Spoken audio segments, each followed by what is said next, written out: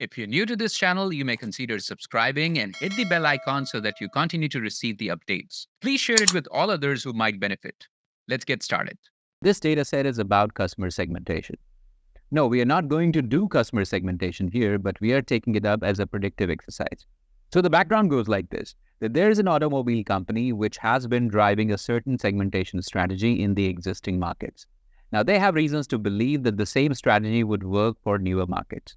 So far, they have classified their customers into 4 segments, A, B, C, and D, and now they want to roll out the same segmentation technique to a new market. So why this is a predictive exercise is because for the new market, we will have all the information, as in the features and attributes related to the customers, but we will not have the label. So using the historical data, which has the same kind of customer-related information and the customer segmentation as the target column, we have to create a predictive model. Let's get started. So now this is again an important exercise from the perspective of implementation of linear discriminant analysis, or LDA. And I can give you a spoiler in the beginning itself. We may not get great results at the end of it, but the journey to make it to the destination itself is going to be interesting. The entire process of preparing the data to be able to perform linear discriminant analysis is going to be interesting for you. So we are at the Google Colaboratory, and I've already pointed to the data source, which is the trained data. And we begin by importing the basic libraries, and we're also setting the color palette, which is pastel as per Seaborn. Now we are reading the data set using read CSV, and let's quickly check the dimensions of the data. So this data set is very limited. It has about 8,000 rows and 11 features. Let's quickly check the first few observations of the data. So we are doing ahead for that, and you can see it has columns like ID, gender, was the customer married, age, as the customer graduated, the profession of the customer, work experience, spending score, family size, some kind of a categorical variable, which is called var1. We don't have much information on this. The target column, which is segmentation. So the automobile company already has this kind of information for the customers, and they already know the right segmentation. The whole premise behind the predictive modeling is to use the historical information to make meaningful decisions in future. So to be able to make that decision, we need a complete data with the target column, and that's where the machine learning would happen. Let's quickly check the nature of the variables. In a way, we glance through these and we get an idea, but at times there could be a few variables where you have some numerical entries and some mixed up garbage entries, which could lead to a little bit of distortion in the data type. So let's see what the data types are. So ID is something which is expected to be a number, which is fair. Gender is supposed to be an object. It is male, female. Ever married, it has a yes and no, so that's again an object. Age is a number. Graduated is an object. Profession is an object because you have multiple string entries here. Work experience is a float, and it has some missing values, as we can see. Spending score is again an object, but we'll have to assign it an ordinal encoding because this has some information related to an order. You have high, average, and low here. Then we have family size, which is again a numeric variable, float in this case because the values are written as 0.0 and all.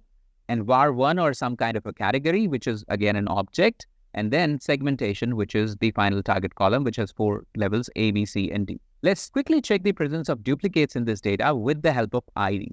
So in any data set where you have a unique identifier available, we are ideally supposed to use that feature only to detect if we have duplicates or not.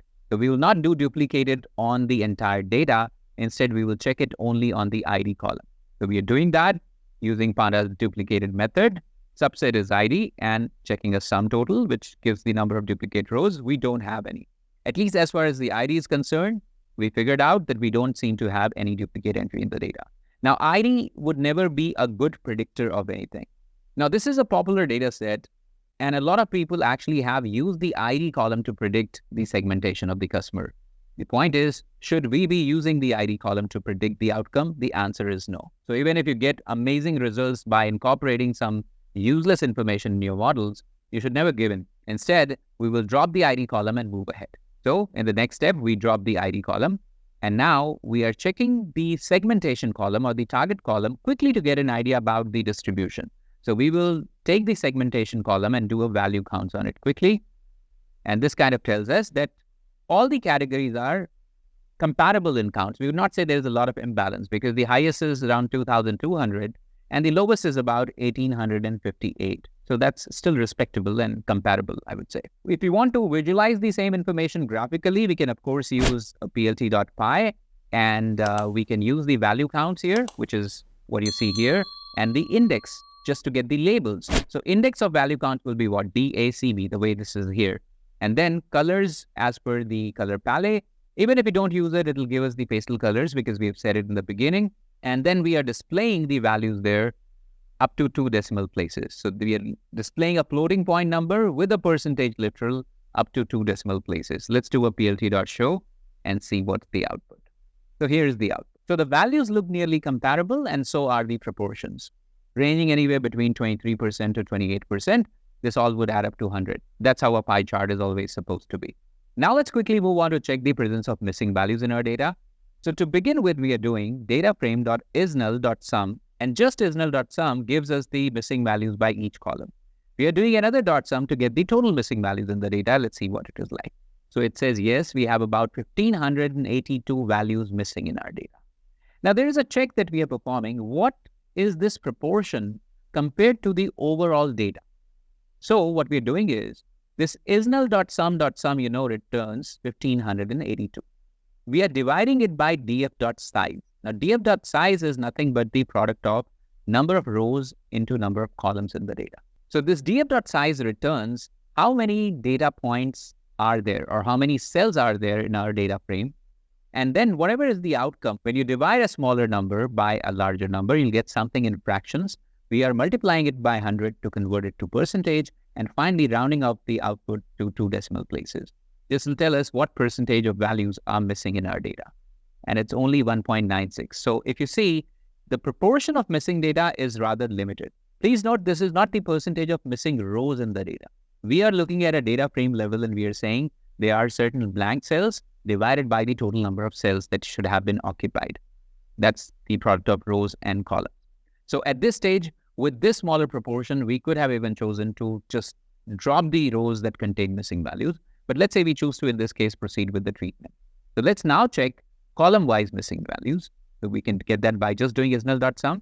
And you can see columns like ever married, graduated, profession, work experience, family size, and var1, this categorical variable has missing value. If you want to just see this visually like a snapshot, there's an easier way to take just isNull and put it to a heat map. So we are taking the Seaborn heat map, putting this df.isNull. Now, just isNull on data frame returns you an output, which will be a collection of true and false. We are using a color map cool-warm, which is anything that varies between blue to red in terms of colors. And we are putting the color bar to false and white tick labels also, because we're not looking at a chart. We're just looking at the snapshot of the data. Let's display this, and you get an idea. This is like one view of your entire data set. Here are the feature names, and the blues here indicate the presence of data, and these red lines here that you see in between indicate the absence of data or missing values. So you can imagine there are columns which seem to have a lot of missing data. There are columns which have no missing data, and there are columns which have some missing data. Just a quick view of your entire data. Let's move on. Now we are going to simply filter out the features that contain missing data. Of course, we can see it here, but it'll be better if we just filter it out from isNull.sum. We are saying whenever the count of missing values is found to be greater than 0, we want to get those features. So here are the features that have missing value, okay? Now moving on to segregating the numerical and categorical columns. Why? Because the missing value treatment is different for different data types. So we are using Pandas select dtypes method and including numbers to get the numerical columns, and using same method including objects to get the categorical columns. This would be a list that's stored by the name of numeric columns, and this would be a list that will be stored by the name of categorical columns. Now, when it comes to the treatment of numerical variables, it also matters whether the data contains outliers or not. So what we're doing is that we are going to create some box plots to detect the presence of outliers in the numerical features. We are setting up a figure size. Bit of a trial and error would make you comfortable with this. Then we are saying for I in range, length of numerical columns. So numerical columns is what? It is this list of numeric features. We are going over it. We have mentioned the length of this. So whatever that value is, we are going to go over it from 0 to the last index. And then we will create subplots. So we have 3 numerical variables in our data. we will be dividing the plotting area into 1 row and 3 columns. How do I know we have 3 variables? You can actually simply check the length of numeric columns. You'll get to know there are only 3 variables. So dividing the plotting area into 1 row and 3 columns, and this plt.subplot does not follow 0 indexing, so we are doing I plus 1. Because here in the for loop, this I would start from 0. But plt.subplot starts with the first plot, so we are adjusting the index. Then we are saying we'll create a box plot of what? The numeric columns index I. Numeric columns is a list. If you say index 0, that will give you the first element of it. It will be the name of a feature. And which is the data frame that we are using? Our original DF. Then we are dynamically also adding the plot title, which will be saying box plot of the same feature. So this would ensure that we get all the box plots in the same row next to each other. If we had more features, we could have used multiple rows and multiple columns to display them. Finally, we are doing a plt.tight layout to ensure these plots are nicely separated and not overlapping. Let me run the previous cell and then this cell and look at the output. So what you see is that all 3 numerical features seem to have outliers. Age has outliers, work experience has outliers, and family size again has outliers. So all the numerical features have outliers. Should we treat the outliers at this level? This is an important question. And this is where I said in the beginning that at times the journey is more important than the destination. So if you do not really understand how LDA works, you may choose to treat the outliers at this stage itself, and you look at the overall data and treat it. But let me just refresh the understanding of LDA for you. So if you remember from our theory video, LDA works like this. It has these classes and it calculates the separate means for each of the classes and separate standard deviations for each of these classes, and then tries to find out the distance of the overall center from each of these means. So somewhere in the functioning of LDA, there is a separate importance given to the mean for each group. So far, what we have looked at is the overall mean. We must also check if we actually have outliers when we look at each group or each category. And how do we do that? So let's look at this. So what we are saying is that we are using plt.subplots and we are setting up 3 rows and 1 column. So we'll be looking at 3 plots. We are going over each numerical feature. We are enumerating over each numerical feature. And if you know, enumerate essentially adds an index to every object that you're iterating over. So we are saying for I, comma, numerical column, in enumerating over numerical columns, we are creating a box plot where the x-axis will be segmentation. This is our target column. And y-axis would be the numerical column or the variables like these. And data frame is the actual data frame. The axes here, because this is a CBORN, we are going to again give it values like 0, 1, 2, because we have 3 numerical variables. Finally, for each of the plots, we are setting up the title also, which says box plot of numerical column by segmentation. We have used string formatting here. And then we are using a tight layout to nicely separate the plots and then plt.show. Let's check what's the outcome. So if you see, this shows you age, but it shows you the spread of age by each segment. This would have been like studying one particular group and seeing how age varies for that particular group. So on for the other groups. So what matters to us is that do we have outliers when we look at a group level? The answer is yes. In case of age, we see that. In case of work experience, again, we see that. In case of family size, again, we see that. Now, please try to understand, treating this outlier at an overall level would have not been a great idea. Why? Because then you would have considered all these segments together. You're trying to do a classification exercise. Basically, you want to identify differences between different groups. But if you choose to give the treatment at an overall level, you yourself would be suppressing the subtle differences that exist between all the groups. So we'll do the same kind of common treatment for outliers, but the difference here is that we will not do it at an overall level. We'll do it at the level of each group. So when we bring these values to the upper limit here, it'll be with respect to this kind of a group. It'll not be at an overall data level. That's a very important point.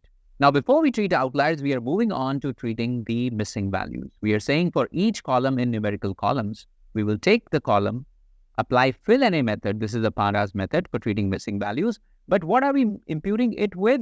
We are not imputing it with the column median. We are imputing it with the median specific to that particular group that comes from segmentation. So if you had a missing value for an observation, which is mapped to segment D, you're not taking the overall data as median.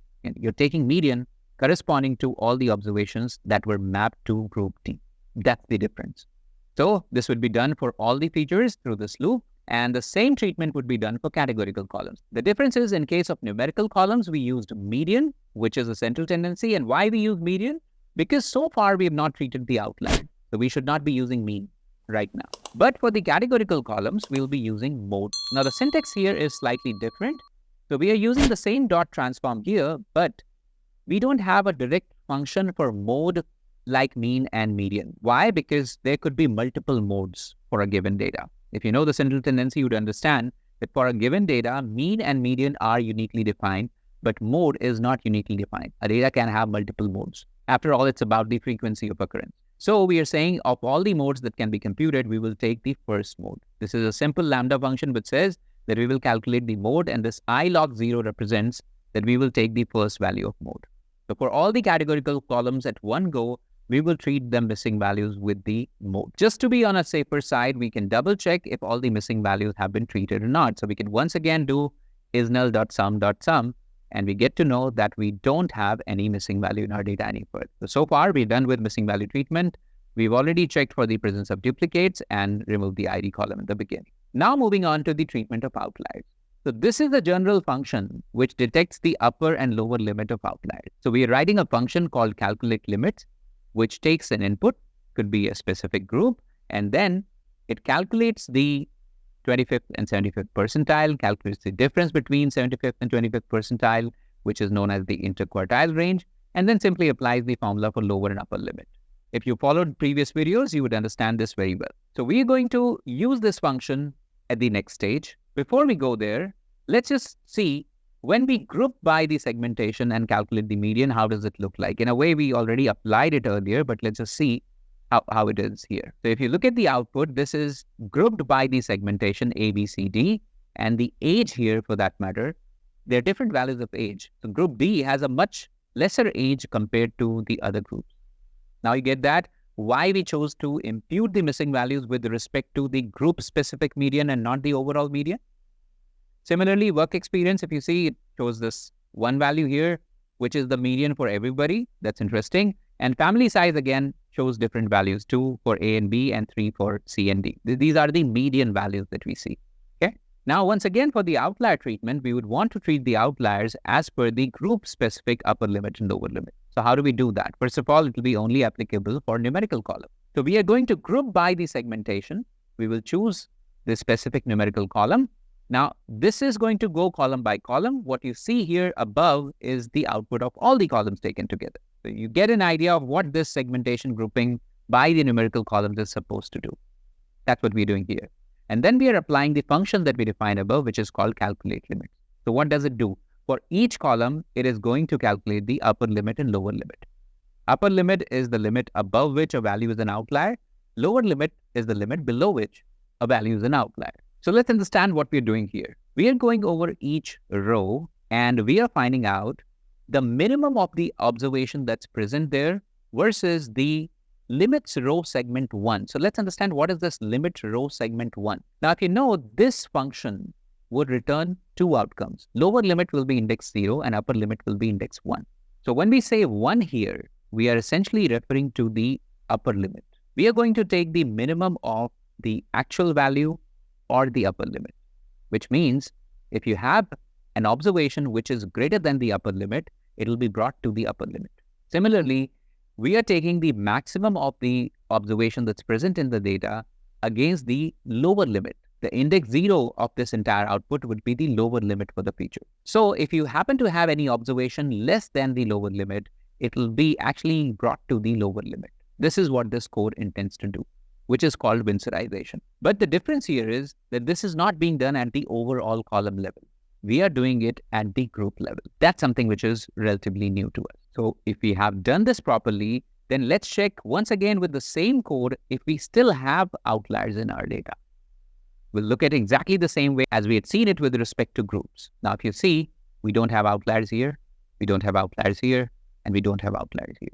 So we have treated the outliers once again at the group level, not at the overall level. Moving on, we still have a lot of categorical variables. So let's just quickly check how many unique categories are present in these categorical variables. So when we run this, gender has 2 levels, ever married has 2 levels, graduated has 2 levels, profession has 9 levels, spending score has 3 levels, This categorical variable var1 has 7 levels, and segmentation, which is the target column, has 4 levels.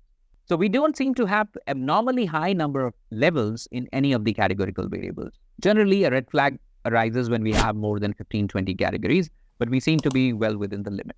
At this stage, we choose to separate X and Y. Essentially, we are dropping the segmentation column from the independent feature set and storing it as the Y variable.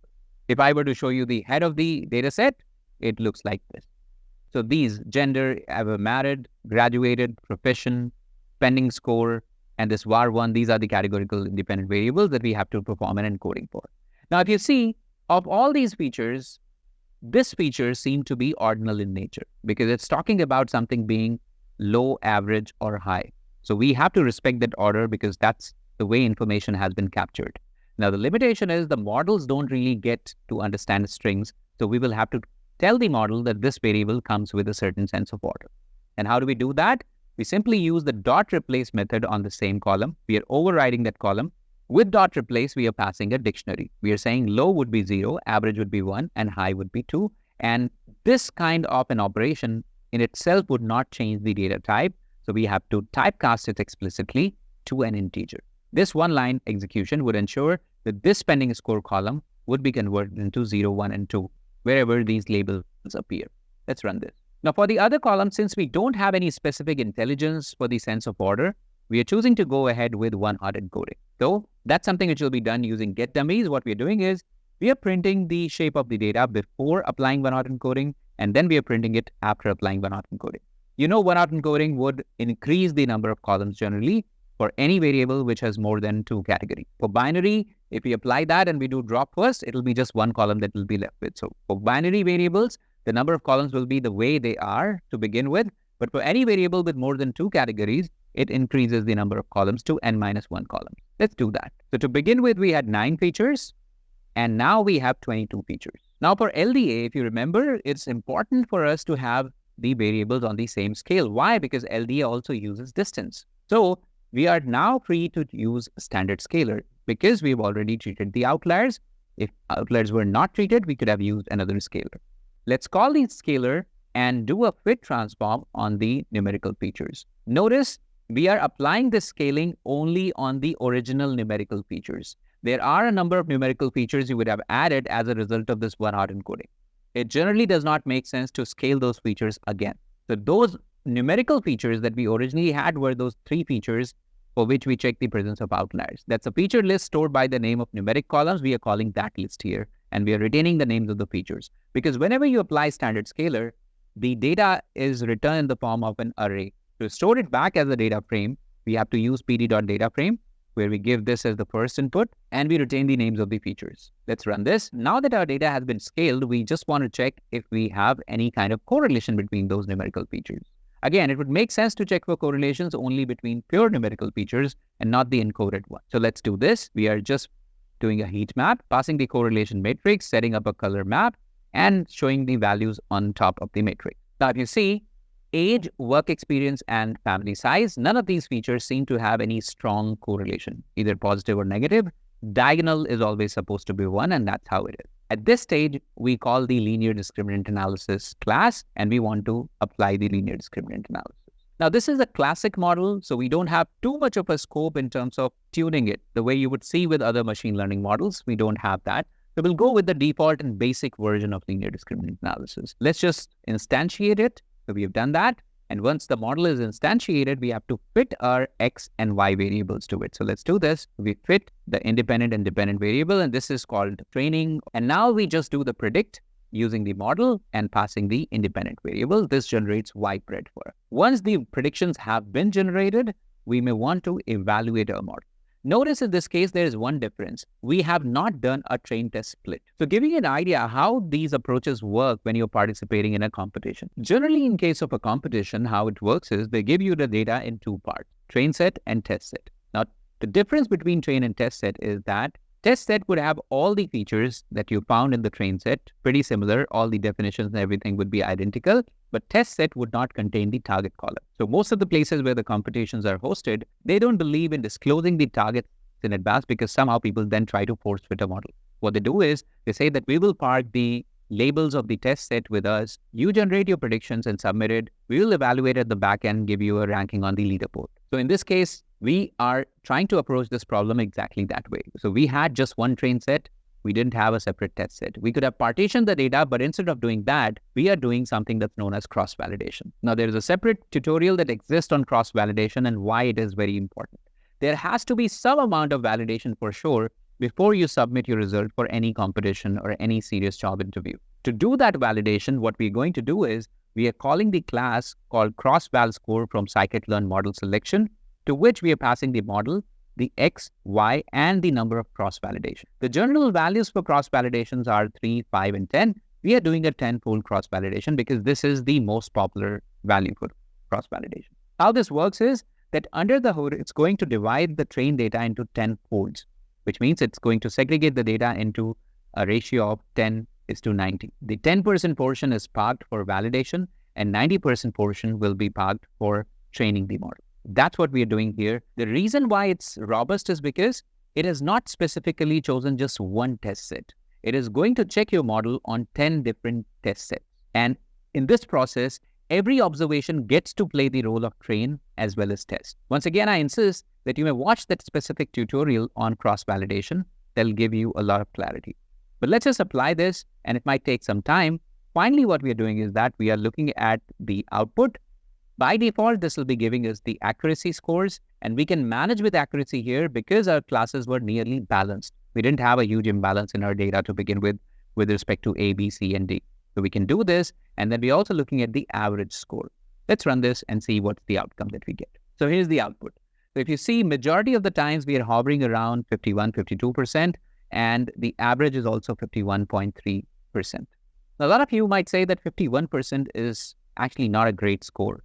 But that might not be right. Why? Because a score is good or bad depends on what your benchmark for that score is. It's not guaranteed that every model would every time give you 90% accuracy. For the quality of inputs that we had and for a given model, because we primarily did this exercise to apply LD or linear discriminant analysis. We are using a core statistical technique to essentially solve a problem, which is a multi-class problem. With the given model, this is the best result that we get. Could we do something better? Of course, we could try other models. And later on, we'll discuss more complex models. In fact, there are models which can take this accuracy up by about 5-6%, but that will again not be 90%.